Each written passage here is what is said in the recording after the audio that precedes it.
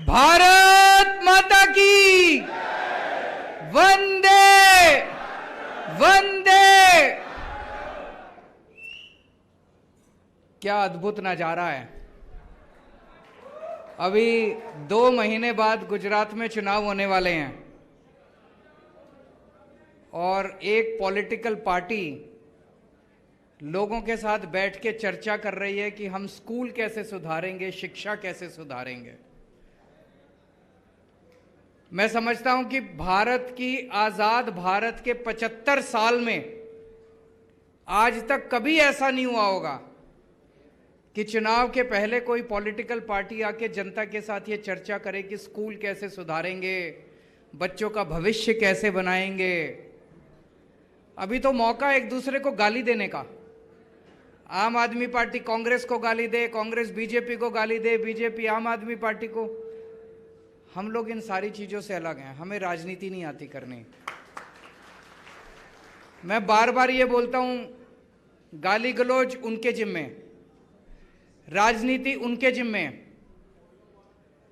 मेरे को स्कूल बनाने आते हैं, स्कूल बनवाने हैं तो मेरे से बना लो, मेरे को बुला लो। मैं आपके बच्चों को रोजगार दे सकता हूं, रोजगार चाहिए तो मुझे बुला लो। राजनीति चाहिए तो उन लोगों को बुला लो, गुंडागर्दी चाहिए तो उन लोगों को बुला लो। ये इस तरह का माहौल पहली बार देश में देखने को मिला है कि किसानों के साथ संवाद हो रहा है, टीचर्स के साथ संवाद हो रहा है, पेरेंट्स के साथ संवाद हो रहा है। पहली बार ऐसे हो रहा है। और गुजरात के अंदर शिक्षा पे बड़ौदा में ये पहला संवाद हो रहा है। लेकिन मुझे दुख के साथ ये कहना पड़ रहा है कि इस संवाद का जब हमने ऐलान किया कि हम शिक्षा पे संवाद करेंगे वडोदरा में, पिछले 4-5 दिन में 13 जगह हम लोगों ने बुकिंग करने की कोशिश की कि दिल्ली से केजरीवाल जी आ रहे हैं, हमारी टीम ने बुकिंग की, पेरेंट्स के, टीचर्स के साथ संवाद करेंगे। हमने एक जगह बुक की, इन्होंने उसके मालिक को फोन करके धमका दिया, खबरदार जो केजरीवाल जी के लिए बुकिंग दी। दूसरी जगह बुकिंग की, उसको भी खबरदार। 13 जगह कैंसिल की। 14वीं जगह मैं नवनीत काका को प्रणाम करता हूं बहुत बहुत, वो सामने उधर बैठे हैं। आपका बहुत बहुत शुक्रिया। इस देश के अंदर नवनीत काका जैसे लोग हैं, उन्होंने हमें हॉल दिया और उन 13 लोगों ने हमें आशीर्वाद दिया।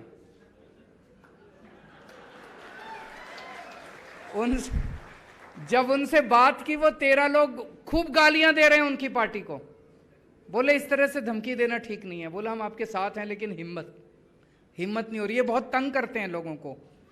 तो आज उन 13 लोगों का आशीर्वाद है, नवनीत काका का आशीर्वाद है कि हमारे पास ये हॉल है।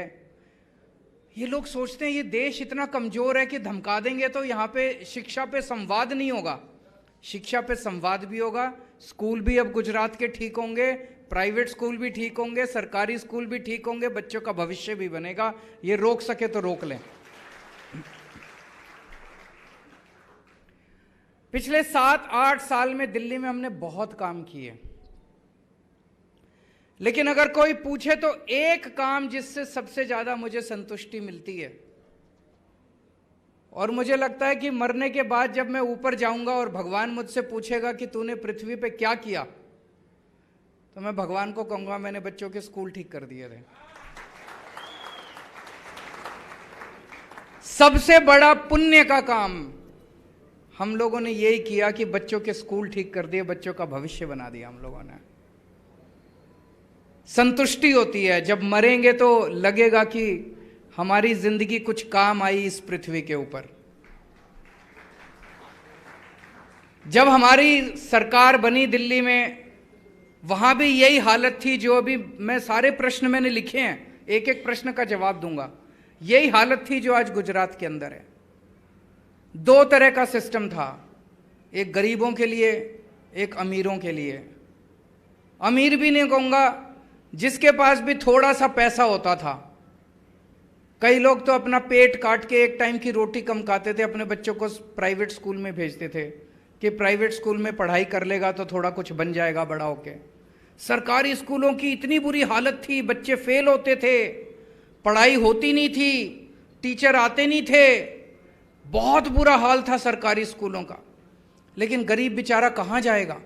गरीब आदमी मजबूरी में अपने बच्चों को सरकारी स्कूल में भेजता था, और फिर जब देखता था पढ़ाई नहीं हो रही तो थोड़े दिन में वो ड्रॉप आउट कहते हैं ना, बच्चों को निकाल लेता था। सोचता था थोड़ा सा दुकान पे मेरे साथ लगेगा, मेरे साथ काम करेगा, पैसे कमाएगा, स्कूल में तो कोई पढ़ाई नहीं हो रही। प्राइवेट स्कूल वाले भी खुश नहीं थे। अनाप शनाप फीस, अनाप शनाप जो मर्जी फीस बढ़ा देते हैं। लूट मचा रखी थी कई प्राइवेट स्कूल वालों ने, कभी लाइब्रेरी फीस, पिकनिक फीस, फलाना फीस, ढिमका फीस, डेवलपमेंट फीस, ये फीस वो फीस।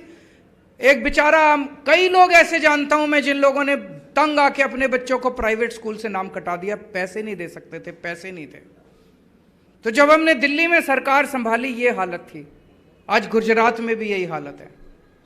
आज 7 साल के बाद सरकारी स्कूलों को हमने इतना शानदार बना दिया, इतना शानदार बना दिया।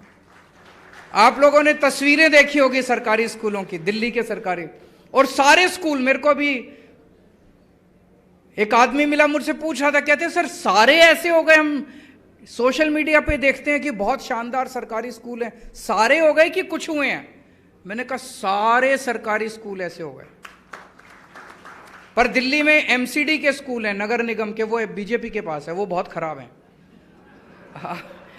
एमसीडी के चुनाव होने वाले हैं, अब इस बार दिल्ली की जनता हमें वोट देगी, एमसीडी के प्राइमरी स्कूल भी सुधारेंगे। लेकिन दिल्ली सरकार के जितने स्कूल हैं सारे शानदार हो गए। इसका सबसे, मैं अगर कहूं खड़ा होकर कि सारे स्कूल अच्छे हो गए, आप कहोगे केजरीवाल अपनी बड़ाई कर रहा है। 4 लाख बच्चों ने अपने नाम प्राइवेट स्कूल से कटवा के सरकारी स्कूल में भर्ती कराए हैं।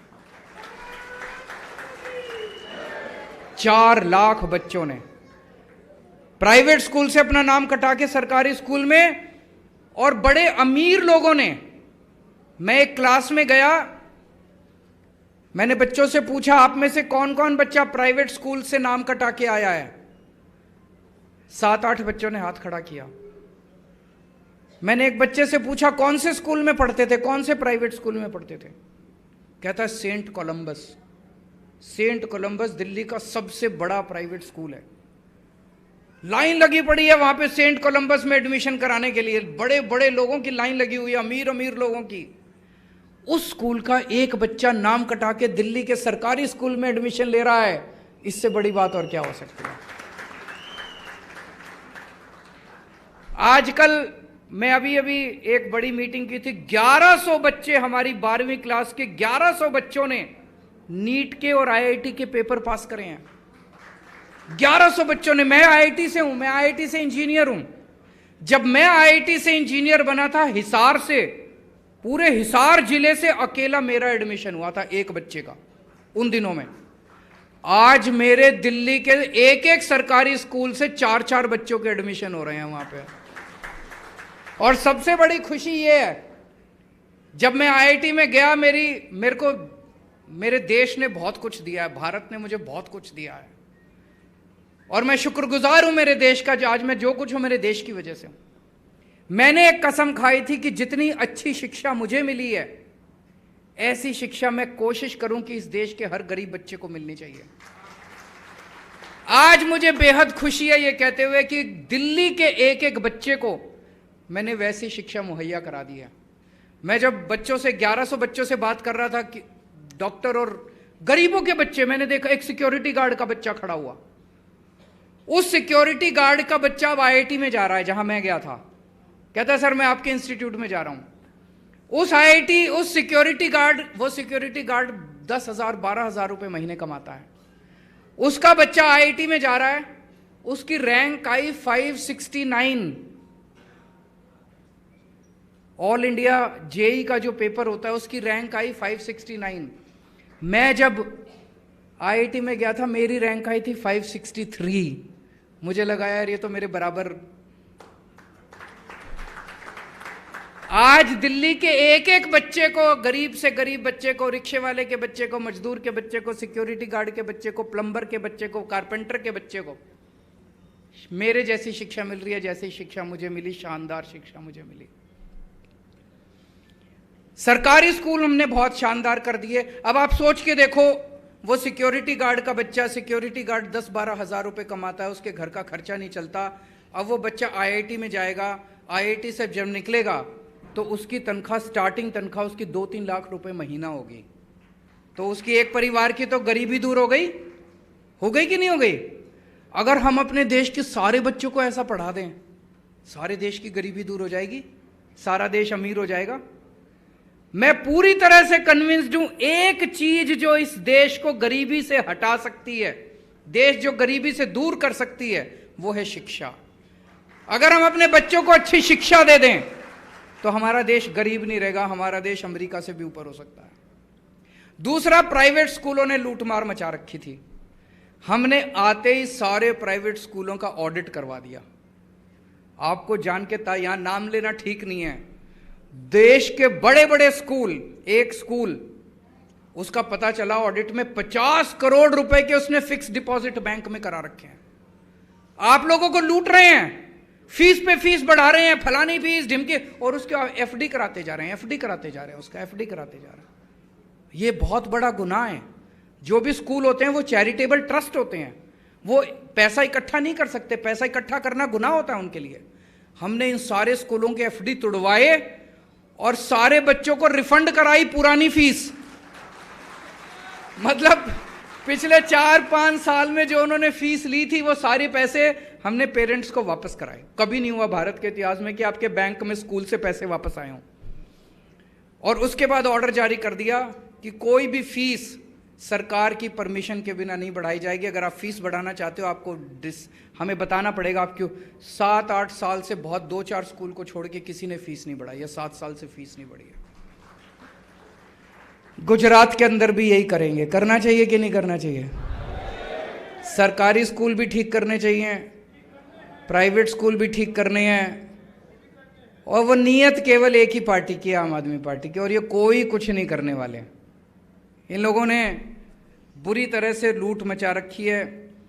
तो अभी जो क्वेश्चंस आए, एक क्वेश्चन था कि स्पेशली एबल्ड चिल्ड्रन, जो हैंडीकैप बच्चे होते हैं, उनके लिए कोई सुविधा नहीं है। सर, उनके लिए हम अलग से क्लासेस जरूर बनाएंगे, जो भी सुविधाएं देने की ज़रूरत है आप जैसे लोगों से मदद लेंगे। अकेले केजरीवाल या गोपाल इटालिया या ईशुदान गढ़वी या मनोज नहीं कर सकते। गुजरात की 6.5 करोड़ जनता को साथ लेके हम एक नया शिक्षा का पूरा सिस्टम तैयार करेंगे। एक ये हुआ कि एनसीईआरटी की बुक्स बड़ी पुरानी है। केवल एनसीईआरटी की बुक्स पुरानी नहीं है सर, हमारा पूरा का पूरा शिक्षा का सिस्टम जो हम पढ़ाते हैं बच्चों को, वो पूरा गड़बड़ है। ये हमने दिल्ली में, ये पूरा सिस्टम हमारा एजुकेशन का कहां से आया? अंग्रेज दे के गए थे। मैकॉले का सिस्टम है, 1830s 40s के अंदर, 1830 के दशक में ये सिस्टम बनाया गया था। अंग्रेजों ने सिस्टम क्यों बनाया था? ये अंग्रेजों ने सिस्टम बनाया था ताकि यहां पे क्लर्क पैदा होंगे जो कि अंग्रेजों की सेवा करेंगे। 1947 में हमारे देश से बहुत बड़ी गलती हुई। मैं सारे स्वतंत्रता सेनानियों की इज्जत करता हूं, लेकिन जब देश आजाद हुआ, हमें पुराना अंग्रेजों का शिक्षा का सिस्टम खत्म करके आजाद भारत के लिए एक नया शिक्षा का सिस्टम बनाना चाहिए था। तो केवल इनसे, दिल्ली के अंदर इस पे हम काम कर रहे हैं। जैसे मैं आपको एक उदाहरण देता हूं, आज हमारा कोई भी बच्चा ग्रेजुएशन करने के बाद नौकरी ढूंढता फिरता है, नौकरी ढूंढता फिरता है। बीए करने के बाद, बीएससी करने के बाद, बीकॉम करने के बाद, एलएलबी करने के बाद नौकरी नौकरी नौकरी। हमें ऐसा सिस्टम चाहिए कि नौकरी ढूंढने वाले नहीं, हमें नौकरी देने वाले बच्चे तैयार करने हैं। दिल्ली के अंदर हमने शुरू किया है ये सिस्टम। 11वीं, और आपको सुन के बड़ा इंटरेस्टिंग लगेगा, 11वीं और 12वीं के बच्चों को हम लोगों ने बिजनेस कराना सिखाना शुरू किया कि बिजनेस कैसे करते हैं। हमने बच्चों के दिमाग में कूट कूट के भर दिया कि जब कॉलेज से बाहर निकलोगे आपको नौकरी देने वाला बनना है, नौकरी मांगने वाला नहीं बनना। हर बच्चे को दिल्ली सरकार की तरफ से 11वीं और 12वीं में हम 2-2 हज़ार रुपए देते हैं। हम उन बच्चों को कहते हैं अब ये 2 हज़ार रुपए इससे बिजनेस करो।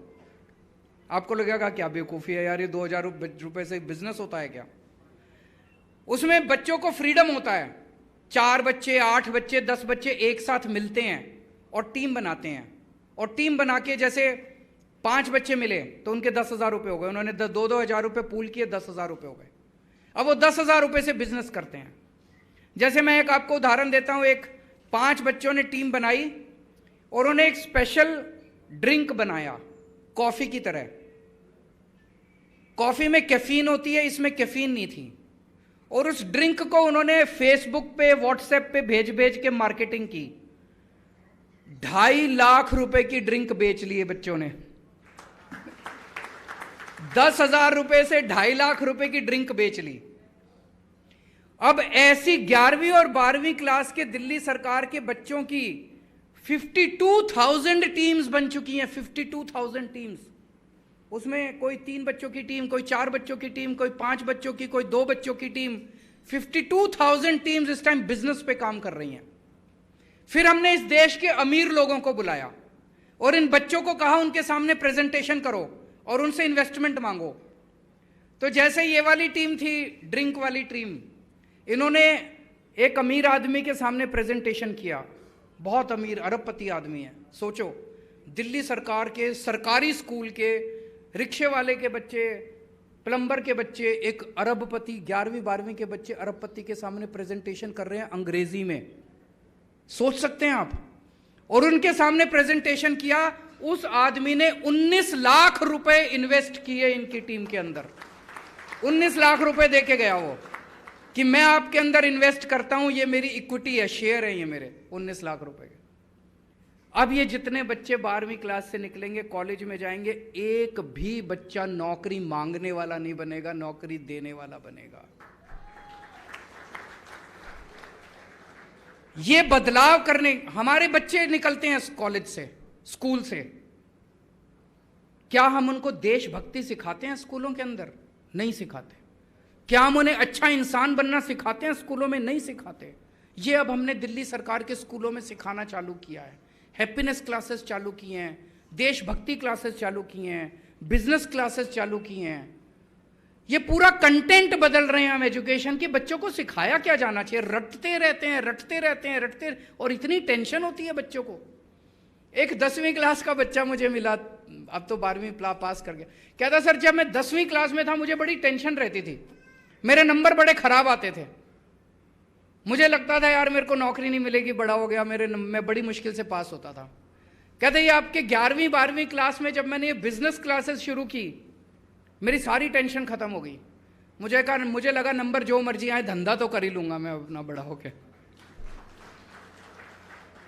तो एनसीईआरटी की बुक्स नहीं सर, पूरा कंटेंट बदलने की जरूरत है। ये सारा अंग्रेजों का शिक्षा का सिस्टम खत्म करके इस देश के अंदर एक भारतीय सिस्टम चालू करने की जरूरत है। शिक्षा का एक भारतीय सिस्टम होना चाहिए। एक में किसी ने पूछा कि सरकारी स्कूलों की हालत बहुत खराब है, जबकि सरकार पता नहीं 30,000 34,000 करोड़ रुपया खर्च करती है। सर वो पैसा सारा कहाँ जाता है ये मुझे कहने की ज़रूरत नहीं है। ईमानदार सरकार लेके आइए, ये सारा पैसा आपके बच्चों के ऊपर खर्च होना चालू होगा। किसी ने कहा कि फीस बहुत ज़्यादा है, फीस कंट्रोल करेंगे। सर आप बिल्कुल चिंता मत कीजिए, दिल्ली में किया है। दिल्ली में किसी से भी फ़ोन करके पूछ लीजिए आप, दिल्ली में सब प्राइवेट स्कूलों की फ़ीस कंट्रोल की है। यहाँ पे भी किसी को फ़ीस नहीं बढ़ाने देंगे नाजायज़ तरीके से। वडोदरा में डीओ नहीं है कई दिनों से। वडोदरा नहीं, पूरे गुजरात के अंदर डीओ बनाएंगे, अच्छे से सारे ऑफिसर्स की नियुक्ति करेंगे, चिंता मत कीजिए। कॉमन एडमिशन कमेटी 12वीं क्लास के बाद, ये पूरा सिस्टम मुझे समझ नहीं आया। अभी ईशुदान भाई समझा तो रहे थे, गोपाल जी समझा रहे थे, ये मैं पूरा सिस्टम समझ के, लेकिन आपके साथ बैठ के जो भी इसको ठीक करने की ज़रूरत है इसको ठीक करेंगे। हमारे बच्चे दूसरे देशों में क्यों जाते हैं? बिल्कुल सही प्रश्न है। 75 साल हो गए आज़ाद हुए भारत को। 75 साल कम नहीं होते। हमारे देश में दुनिया के बेस्ट इंजीनियर हैं, बेस्ट डॉक्टर हैं, बेस्ट, फिर भी हमारा देश पीछे रह गया। आज हमारे बच्चे बताओ मेडिकल के लिए यूक्रेन जाते हैं पढ़ाई करने के लिए, शर्म की बात है। हमारा देश वो देश है जहां नालंदा विश्वविद्यालय, प्राचीन भारत में नालंदा विश्व, पूरी दुनिया से बच्चे आया करते थे। आज हमारे देश को क्या हो गया?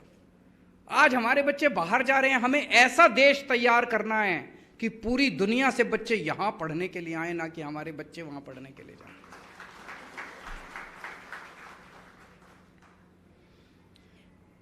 किसी ने कहा कि ट्रैफिक सेंस वगैरह भी सिखाना चाहिए। ये सब हम दिल्ली में शुरू कर दिया है सर। हमने जो हैप्पीनेस क्लासेस हम करते हैं उसमें बच्चों को मॉरल वैल्यूज सिखाते हैं, सिविक रिस्पॉन्सिबिलिटी सिखाते हैं, ट्रैफिक सेंस सिखाते हैं। योगा के बारे में किसी ने बात की। दिल्ली में हमने ये जो मेरे ऊपर आरोप लगाते हैं केजरीवाल सब कुछ फ्री करता है, जनता के भले के लिए करता हूं। बताओ मैं कौन सा घर ले जाता हूं अपने पैसे। दिल्ली में हमने योगा की क्लासेस फ्री कर दी हैं। दिल्ली के हर पार्क में रोज सुबह और शाम को योगा की क्लासेस होती हैं, फ्री में होती हैं। हमने दिल्ली के योगा को टीचर्स को, खूब सारे योगा टीचर्स तैयार किए हमने, और वो योगा टीचर्स आते हैं। कोई भी व्यक्ति आके योगा में फ्री क्लासेस अटेंड कर सकता है, सीख सकता है, रोज योगा कर सकता है। होना चाहिए कि नहीं होना चाहिए? बताइए, फ्री योगा कराने की क्या गलत बात है? तो यहां पे भी योगा को बढ़ावा देंगे, गुजरात में भी देंगे। एक बहन ने कहा कि हम कूड़ा बीनने वाले बच्चों को पढ़ाते हैं, हमारी तनख्वाह भी कम है, हमारा सा। बहन, मैं आपको एक गारंटी दे के जा रहा हूं कि कूड़ा बीनने वाले बच्चे और आप दोनों को हम मेन स्कूलों के अंदर लेके आएंगे। अब कूड़ा बीनने वाले बच्चों को पार्ट टाइम एजुकेशन नहीं मिलेगी। आपको जान के एक ताज्जुब होगा, दिल्ली के अंदर हम एक स्पेशल स्कूल बना रहे हैं। आपने ट्रैफिक लाइट पे देखा होगा, जब आप गाड़ी रोकते हो और शीशा, कोई आता है एक बच्चा और टक टक टक टक करता है, शीशा नीचे करते हो, एक भीख मांगने वाला बच्चा होता है। ये जितने बच्चे होते हैं, इनमें से बहुत सारे बच्चे स्मैक लेते हैं रात को, इनमें से बहुत सारे बच्चे गलत हरकतों में पड़ते हैं। इनके ऊपर कई सारी कोशिशें की गई, लेकिन ये बच्चे मेन स्ट्रीम में नहीं आ पाए। इनके लिए एक शानदार रेजिडेंशियल स्कूल दिल्ली के अंदर बना रहे हैं, जिसमें केवल और केवल इस तरह से सड़कों के ऊपर भीख मांगने वाले बच्चों को एडमिशन दिया जाएगा और उन्हें इस देश के लिए मेन स्ट्रीम में लाने की कोशिश की है।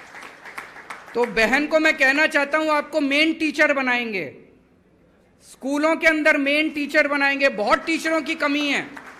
मैं गुजरात का सारा डेटा स्टडी कर रहा था, कई हजार टीचरों की नियुक्ति करनी पड़ेगी, बहुत कमी है।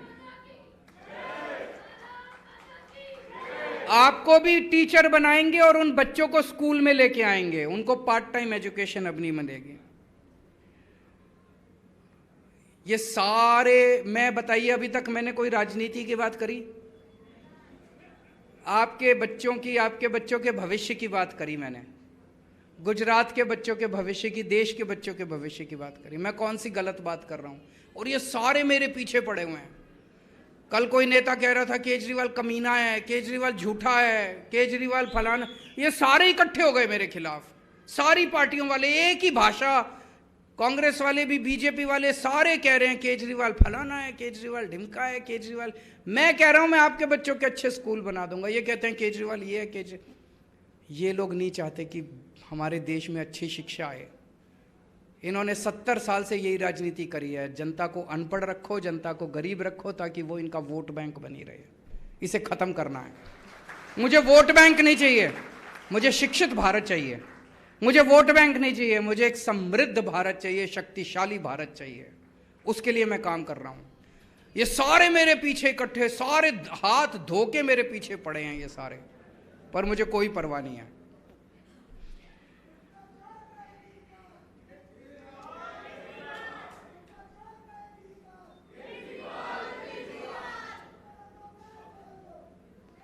दोस्तों, अंत में मैं एक ही बात कहना चाहता हूं, आम आदमी पार्टी को लाओगे, आपके बच्चों का भविष्य बनेगा। हम आपके बच्चों के लिए स्कूल बनाएंगे। इनको वोट दोगे तो यही गुंडागर्दी चलती रहेगी, यही गंदी राजनीति चलती रहेगी, यही भ्रष्टाचार चलता रहेगा। हम लोग आम लोग हैं, आप ही की तरह हैं। 10 साल पहले तक इस देश में कोई नहीं जानता था कि केजरीवाल कौन है। एक आम सा आदमी, मैं भी आम जिंदगी जी रहा था। लेकिन चूंकि सब कुछ गड़बड़ था, हम अच्छे लोग नहीं आएंगे राजनीति में तो राजनीति कैसे ठीक होगी, इसीलिए हम आए थे। अन्ना जी कहते थे, मुझे याद है, अन्ना जी कहते थे, केजरीवाल जी, अरविंद, ये कीचड़ है राजनीति। मैंने कहा, अन्ना जी, कीचड़ में खुद ही उतरना पड़ेगा और खुद ही झाड़ू से इसकी सफाई करनी पड़ेगी। आप सब लोगों से निवेदन है, हमारे पास पैसा नहीं है चुनाव लड़ने के लिए। ये लोग ईडी में, सीबीआई में रोज बुला बुला के, तुम्हारा पैसा कहां है? हमारा पैसा नवनीत काका है। और जब तक नवनीत काका जैसे लोग इस देश के अंदर है, तब ईमानदारी को इस देश से कोई नहीं हटा सकता। दोस्तों, भारत माता की